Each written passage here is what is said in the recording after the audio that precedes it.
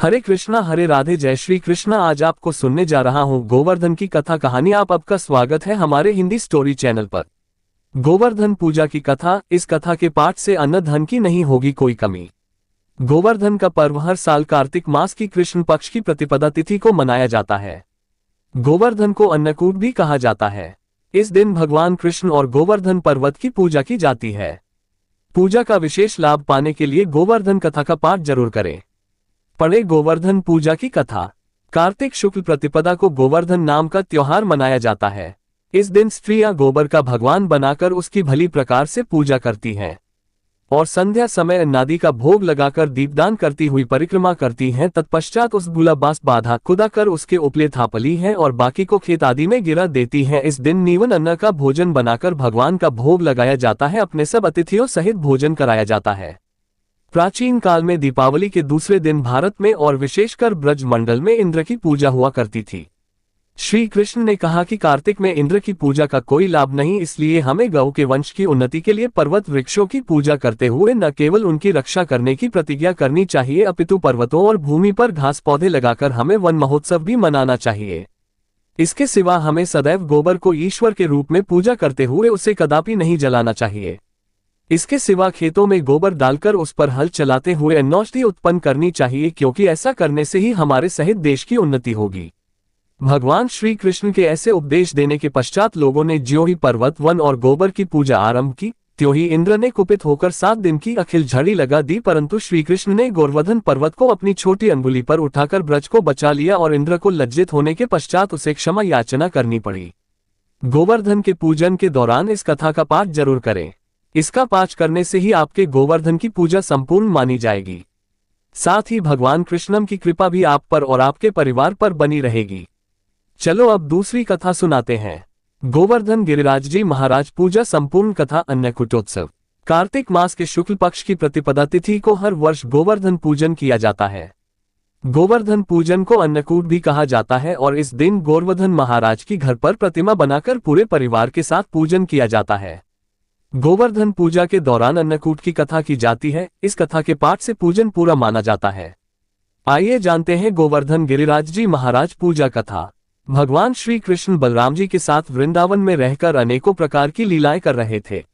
उन्होंने एक दिन देखा कि वहां के सभी गोप इंद्र यज्ञ की तैयारी कर रहे हैं। भगवान श्री कृष्ण सबके अंतर्यामी और सर्वज्ञ हैं, वह सब जानते थे। फिर भी विनयावनत होकर उन्होंने नंद बाबा आदि बड़े बूढ़े गोपों से पूछा, पिताजी, आप लोगों के सामने ये कौन सा बड़ा भारी काम, कौन सा उत्सव आ पहुंचा है? इसका फल क्या है? पिताजी, आप मुझे यह अवश्य बतलाए। नंद बाबा ने कहा, बेटा, भगवान इंद्र वर्षा करने वाले मेघों के स्वामी हैं। वह समस्त प्राणियों को तृप्त करने वाला एवं जीवन दान देने वाला जल बरसाते हैं।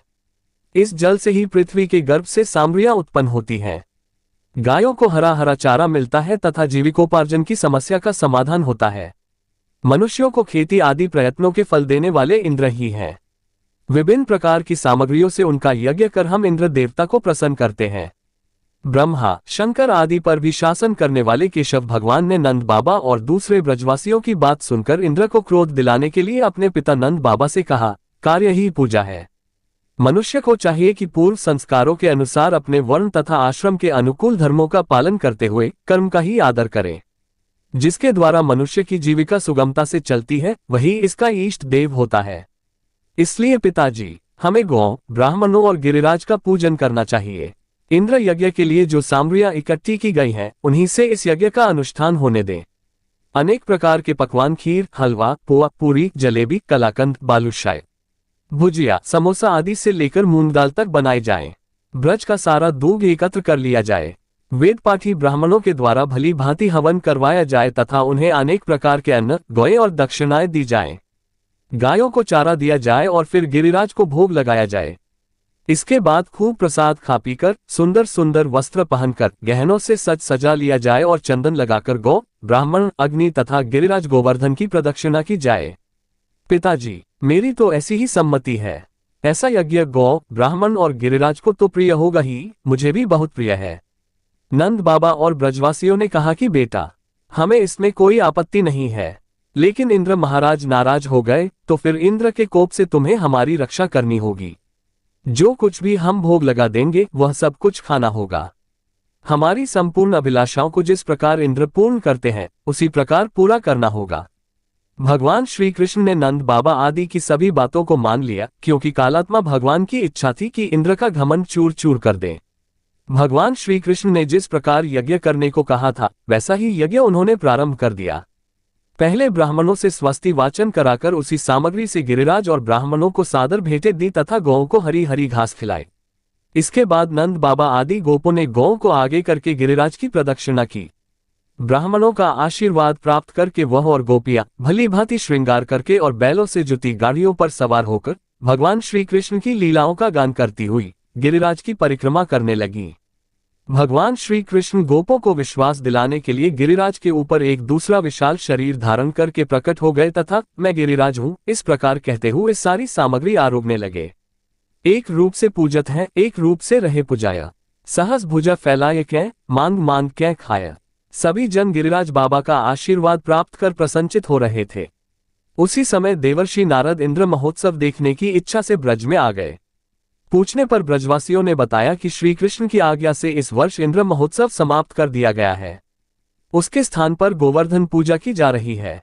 ये सुनते ही नारद उल्टे पांव इंद्रलोक गए तथा खिन्न मुख मुद्रा में बोले, हे राजन, तुम महलों में सुख नींद की खुमारी ले रहे हो, उधर ब्रज मंडल में तुम्हारी पूजा समाप्त करके गोवर्धन पर्वत की पूजा हो रही है। इसमें इंद्र ने अपनी मानहानि समझकर मेघों को आज्ञा दी कि वे ब्रज में जाकर प्रलयकारी मूसलाधार वर्षा से पूरा गांव तहस नहस कर दें। पर्वताकार प्रलयकारी बादल ब्रज की ओर उमड़ पड़े। भयानक वर्षा देखकर ब्रज मंडल घबरा गया। सभी ब्रजवासी श्री कृष्ण के शरण में जाकर बोले, भगवान, इंद्र हमारी नगरी को डुबाना चाहता है, अब क्या किया जाए। श्री कृष्ण ने सांत्वना देते हुए कहा कि तुम लोग गो सहित गोवर्धन की शरण में चलो, वही तुम्हारी रक्षा करेंगे। इस तरह से समस्त ग्वाल बाल गोवर्धन की तराई में पहुंच गए। श्री कृष्ण ने गोवर्धन को कनिष्ठा उंगली पर उठा लिया और 7 दिन तक गोप गोपिकाओं ने उसी की छाया में सुखपूर्वक निवास किया। भगवान की कृपा से उनको एक चींटा भी न लगा। इससे इंद्र को महान आश्चर्य हुआ। तब भगवान की महिमा को समझकर तथा अपना गर्व नष्ट जानकर वह स्वयं ब्रज गया और भगवान कृष्ण के चरणों में गिरकर अपनी मूर्खता पर महान पश्चाताप किया।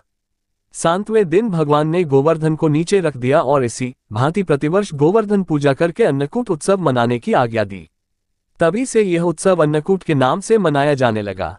पहाड़ की व्यथा। जब हनुमान जी ने पर्वत को रास्ते में ही छोड़ दिया तो वह पर्वत बहुत दुखी हुआ कि अब वह प्रभु श्रीराम के काम नहीं आ पाएगा।